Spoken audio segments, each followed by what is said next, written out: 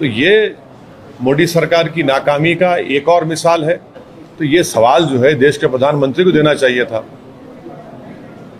इस बात का जवाब जो है गृह मंत्री को देना चाहिए, रक्षा मंत्री को देना चाहिए, बीजेपी को देना चाहिए। आपने बड़े बुलंद बांग दावे किए थे और बिल्किस बानो को बॉम्बे हाई कोर्ट में वहां पर सजा हुई, बल्कि ना सिर्फ उन 11 लोगों को बल्कि पुलिस के ऑफिसर्स को भी और डॉक्टर्स को भी, क्योंकि वो कनाइफ कर चुके थे एक्यूज के साथ। ये कौन सी अमृत उत्सव की मिसाल भारत के प्रधानमंत्री दे रहे हैं कि उनके गुजरात में भाजपा की सरकार है और एक महिला को, जिसको 11 लोगों ने, जो भी डिसीजन भाजपा लेती है वो एक रिलीजियस समुदाय के हक में हमेशा लेती है। और रक्षाबंधन के दिन तमाम भाजपा के लोग मुस्लिम खवातीन को बुरखा में, हिजाब में बुला कर अपने हाथों पर राखी बना रहे थे। बिल्किस बानो क्या तुम्हारी बेटी बहन नहीं थी, तुम्हारी बेटी नहीं थी? कि एक महिला प्रेग्नेंट है, 3.5 साल की बेटी, उसके सामने हत्या कर दी गई और उन हत्यारों को आप छोड़ देते हैं। तो फिर रुबीना मेमन 17 साल से जेल में छोड़ी ना, उसको क्यों नहीं छोड़ा था रुबीना मेमन को? देखिए, ये वहाँ की जो बीजेपी के अपॉइंटेड लेफ्टिनेंट गवर्नर साहब हैं और वहाँ पर सेंट्रल गवर्नमेंट की सरकार है, प्रधानमंत्री श्री नरेंद्र मोदी का एडमिनिस्ट्रेशन चलता है, तो वो नाकाम साबित हुए। 370 इसलिए हटाया देश को ये कहकर के पूरे पंडितों को फायदा होगा, कश्मीर में अमन हो जाएगा। तो ये तो पहला हमला नहीं है कश्मीरी पंडित पर, जो बरसों की मेहनत के बाद उनको लाकर वहां पर वो आ रहे थे, रह रहे थे। आज वो उनको आप, उन कश्मीरी पंडितों को आप बिल्कुल ही अनसेफ कर दिए, और वो इसलिए अनसेफ हो रहे हैं क्योंकि आपकी सरकार ने उनको कोई सेफ्टी प्रोवाइड करने में सरासर नाकाम साबित हुई है। और कश्मीरी पंडित तो कश्मीर छोड़ के जाना चाह रहे हैं। हमने और आपने देखा कि वो प्रोटेस्ट कर रहे थे रोडों पर आकर, उनके एनक्लेव्स को रातों में पुलिस बंद कर दी थी कि वो निकल कर ना जाए कहीं। तो ये मोदी सरकार की नाकामी का एक और मिसाल है कश्मीर में, और इसकी पूरी जिम्मेदारी जो है वो भारतीय जनता पार्टी और उनकी सरकार पर आती है कि उन्होंने वो कश्मीरी पंडितों को उनकी जान की हिफाजत करने में नाकाम साबित हो रहे हैं। और बिहार और उत्तर प्रदेश के जो मजदूर हैं, प्रवासी मजदूर हैं, वो भी कश्मीर में काम कर रहे हैं, उनको भी निशाना बनाया जा रहा है सर। तो ये सवाल जो है देश के प्रधानमंत्री को देना चाहिए था। इस बात का जवाब जो है गृह मंत्री को देना चाहिए, रक्षा मंत्री को देना चाहिए, बीजेपी को देना चाहिए। आपने बड़े बुलंद बांग दावे किए थे, अब क्या हुआ उन दावों का? पूरे कश्मीरी पंडित आज डर और खौफ के आलम में जिंदगी गुजार रहे हैं, वो कश्मीर छोड़ना चाहते हैं और सरकार, ये नाकामी है, बीजेपी की नाकामी है। कल प्रधानमंत्री ने अपने भाषण में बहुत कुछ कहा है, पंच प्राण को लेकर के 5 बातें जो भारत के लिए अगले आने वाले कई सालों तक उसके बारे में बात की, और जो हमेशा आप बोलते थे कि एक भी मुस्लिम फ्रीडम फाइटर का नाम नहीं लेना था, तो उन्होंने 2 नाम लिए। और तीसरी बात वेद की औरतों की सुरक्षा के बारे में बात किया उन्होंने। सुनिए, भारत की जंग आज़ादी के लिए प्रधानमंत्री सिर्फ 2 मुसलमानों का नाम लिए तो क्या करूं, मिठे बांटूं मैं? ऐसे हजारों नाम हैं। प्रधानमंत्री को बोलना पड़ा, अशफाकुल्लाह का नाम लेना पड़ा, हजरत महल का नाम लेना पड़ा। ऐसे कई मुसलमान उलमाओं का, मुसलमानों का, जिन्होंने भारत की जंग आज़ादी में अपना खून पसीना भी बहाया, अपनी जानों को कुर्बान भी किया, तो उनका जिक्र करना ज़रूरी है। कैसे हमको 47 में और 1930 की मेहनत से 47 आज़ादी मिली? नहीं, हमको आज़ादी मिली 47 में इसलिए क्योंकि जंग प्लासी में सिराजुद्दौला ने अजीम कुर्बानी दी, फिर बक्सर की जंग हुई, फिर सैयद अहमद शहीद की शहादत हुई बालाकोट में, 1799 में टीपू सुल्तान की शहादत हुई, फिर सन 57 में जंग आज़ादी हुई। तो 47 में इन तमाम का एक सिलसिला चलता रहा। अब रहा सवाल प्रधानमंत्री के भाषण का, जिसमें उन्होंने महिलाओं के बारे में बात कही है। हम प्रधानमंत्री से पूछना चाह रहे हैं कि ये आपका अमृत उत्सव है क्या, कि जिस महिला को जो 5 महीने की प्रेग्नेंट थी, जिसके साथ बलात्कार हुआ, 11 लोगों ने मिलकर उसका रेप किया और उसके परिवार के 4 महिलाओं का रेप और मर्डर कर दिया। बिल्किस बानो को उसके पड़ोसियों ने, जो उसको जानते थे, बिल्किस बानो जो 5 महीने की प्रेग्नेंट थी, उसका बारी बारी से 11 लोगों ने उसका रेप किया। उसके सामने उसके 3.5 साल की बच्ची के सर को पत्थर पर मारकर उसको कत्ल कर दिया और उसके साथ जो 4 और महिलाएं थी उनका रेप करके उनका मर्डर कर दिया। और ये तमाम के तमाम करने वाले बिल्किस बानो के पड़ोसी थे। बल्कि जब बिल्किस बानो का रेप हो रहा था तो जो बिल्किस बानो अपने हाथ में चूड़ियां पहनी हुई थी, वो अपने पड़ोसी की दुकान से खरीदी हुई चूड़ियां थी।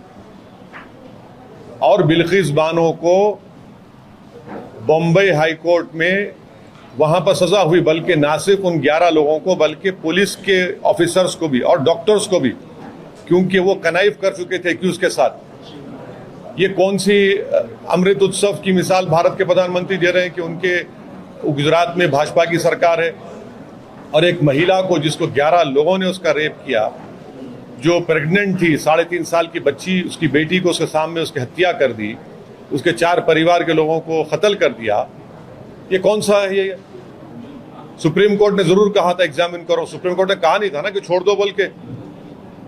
अगर आप छोड़ना चाहेंगे तो फिर आप क्यों नहीं छोड़ते मुंबई ब्लास्ट में जो रुबीना मेमन है, 17 साल से वो भी जेल में है।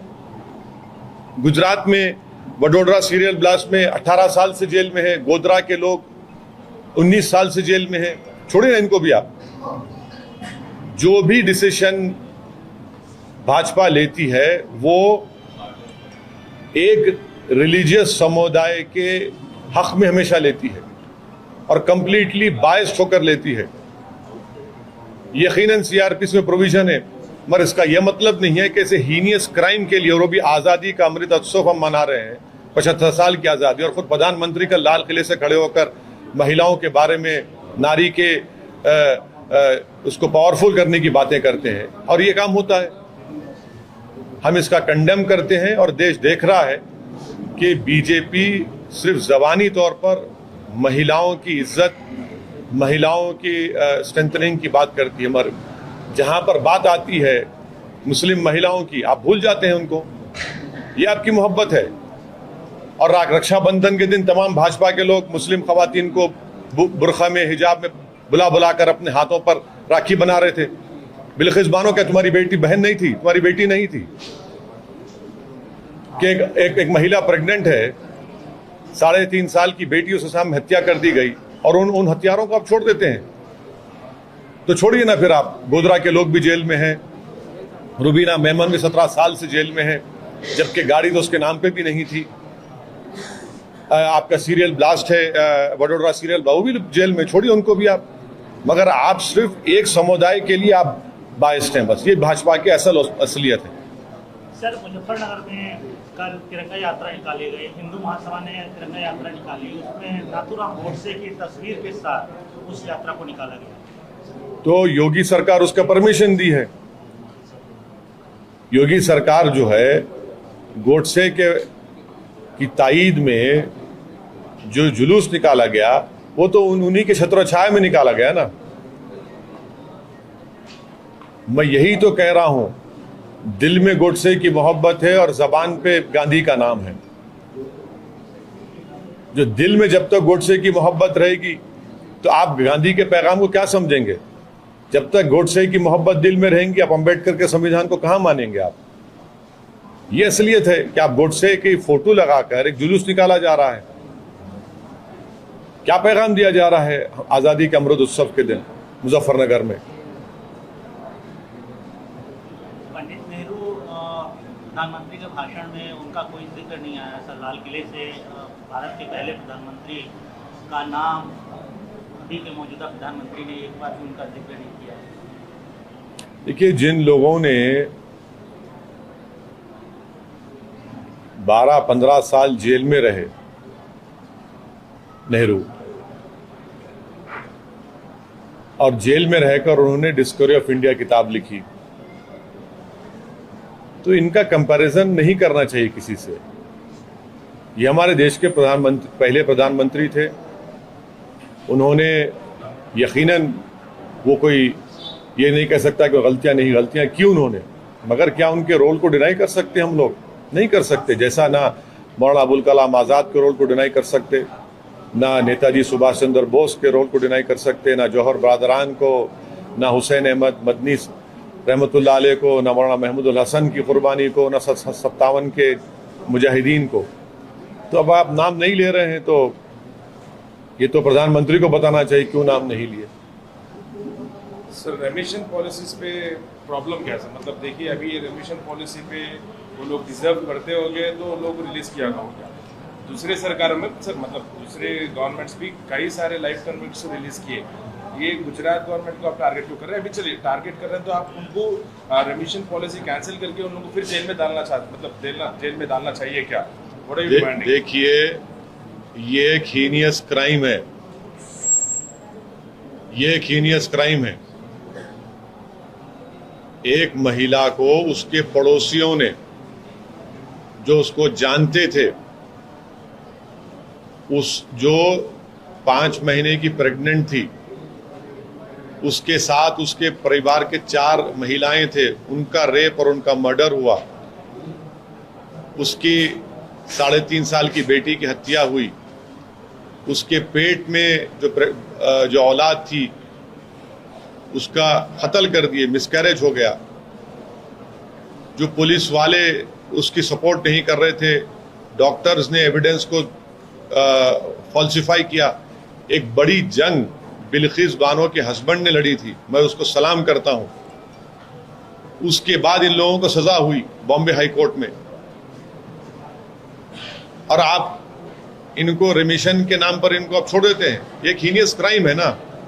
क्या मिसाल दे रहे हैं पूरे देश के महिलाओं को कि अगर तुम प्रेग्नेंट हो, तुम्हारी बेटी के सामने, तुम्हारी 3.5 साल की बेटी तुम्हारे सामने, उसकी हत्या हो जाएगी, उसके सर को पत्थर पर मारकर उसकी हत्या कर देंगे, उसके परिवार के 4 महिलाओं का रेप करके मर्डर कर देंगे, और वो इतने साल लड़ती है कोर्ट में, और कोर्ट से सजा ना सिर्फ उन एक्यूज को होती है बल्कि उन पुलिस ऑफिसर्स को, डॉक्टर्स को भी होती है। आप क्या मैसेज दे रहे हैं? कौन से महिला की शस्त्रीकरण की बात कर रहे हैं आप? कौन से महिला के एम्पावरमेंट की बात कर रहे हैं? सुप्रीम कोर्ट ने कहा कि एक एक्यूज गया था, एग्जामिन करो। कमेटी तो गवर्नमेंट के महत आती है ना। कमेटी तो गुजरात गवर्नमेंट की बनाई हुई है, कलेक्टर उनका अपॉइंट ही है। तो आपकी कोई मॉरल रिस्पॉन्सिबिलिटी नहीं है, कोई कॉन्स्टिट्यूशनल रिस्पॉन्सिबिलिटी नहीं है कि जिस महिला के नेबर्स ने उससे इस तरह की गलत हरकत की, आप उनको छोड़ रहे हैं। और वो भी आज़ादी के अमृत उत्सव सारे देश में मनाया जा रहा है। प्रधानमंत्री लाल किले के खड़े होकर महिलाओं के एम्पावरमेंट की बात करती है। कौन सा अमृत उत्सव के दिन हो रहा है ये? तो फिर रुबीना मेमन 17 साल से जेल में छोड़ी ना, उसको क्यों नहीं छोड़ा था रुबीना मेमन को? क्या कल एक ऐसा दिन भी आएगा कि जो दिल्ली में जिस बच्ची के साथ रेप हुआ था, क्या चंद साल के बाद बीजेपी छोड़ देगी उनको भी? क्या उनको तो फांसी भी होगी उन लोगों को, दूसरे भी कई जेलों में हैं, तो उनको भी छोड़ देंगे आप? तो ये गलत मैसेज गया है। बहुत गुजरात गवर्नमेंट ने बहुत गलत डिसीजन लिया, गलत मैसेज गया है। और ये इसमें मैसेज में ये भी है कि अगर कोई एक समुदाय के हक में बीजेपी हमेशा डिसीजन लेती है, ये तुष्टीकरण की राजनीति बीजेपी कर रही है। आप डिमांड क्या करते हैं सर? मतलब उनको फिर जेल में डालना चाहिए या फिर क्या करना चाहिए? अब लीगली क्या हो सकता है मुझे नहीं मालूम। लीगली अगर पॉसिबल है तो लीगली उनका रिमिशन कैंसिल होना चाहिए। आप कैसे छोड़ सकते हैं? क्या जो पड़ोसी है, रहकर पड़ोसी थे बिल्किस बानो के लोग, जब बिल्किस बानो का रेप हुआ तो वो जो रेप एक्यूज की दुकान से बिल्किस बानो उसके चूड़ियां पे खरीद कर पहनी हुई थी, वो चाचा चाचा कहकर पुकार रही थी, और उन्हीं को आप छोड़ दिए। क्या मैसेज दे रहे हैं महिलाओं की सुरक्षा के बारे में भाजपा वाले? सर, टीपू सुल्तान के ऊपर, सावरकर के ऊपर काफी विवाद हो रहा है और कई जगहों पर तो इसका वो जो विवाद है वो काफी ज्यादा वायलेंस का रूप भी अख्तियार कर रहा है। ये पूरा विवाद क्यों देखते हैं, खासतौर पे जब हम 75 ईयर्स ऑफ इंडिपेंडेंस मना रहे हैं? जब पहली जो कॉन्स्टिट्यूशन की किताब लिखी गई थी जो भारत के पार्लियामेंट में है, उसमें किस किस की फोटो है किसकी फोटो नहीं है देख लीजिए जाके, आपको पता चल जाएगा कौन पता चला। और क्या सावरकर का सुप्रीम कोर्ट के रिटायर्ड चीफ जस्टिस के कमीशन में नहीं कहा गया कि सावरकर महात्मा गांधी की हत्या में कॉम्प्लिसिट है, कॉन्स्पिरेसी में शामिल है? कपूर कमीशन की रिपोर्ट नहीं है क्या? वो रिपोर्ट में है वो बात।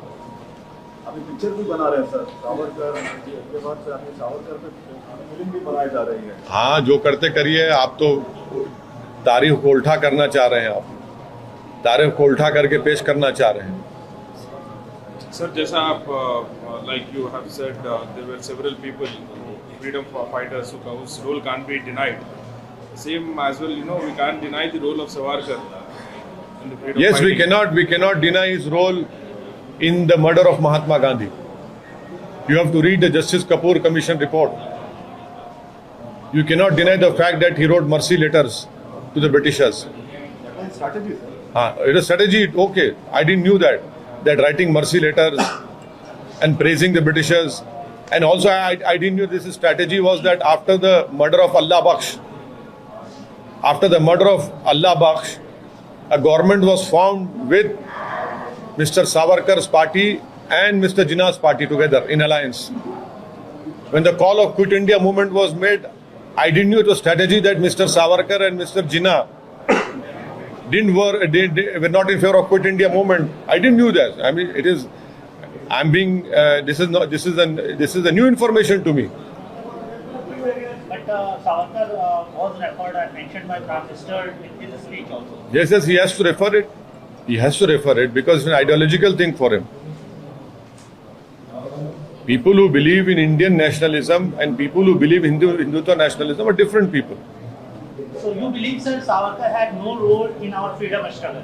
I believe that Mr. Savarkar, according to Justice Kapoor Commission report, was part of the group in the murder of Mahatma Gandhi. I believe that there are letters in public domain where he wrote for mercy from Britishers. I believe that his Hindu Mahasabha, after the killing of Allah Bakhsh, they were part of a coalition with Muslim League. I believe that Hindu Mahasabha, when the call of Quit India was given, they were in alliance with Muslim League. This is what I believe in, and these are historical facts which you and me cannot deny it.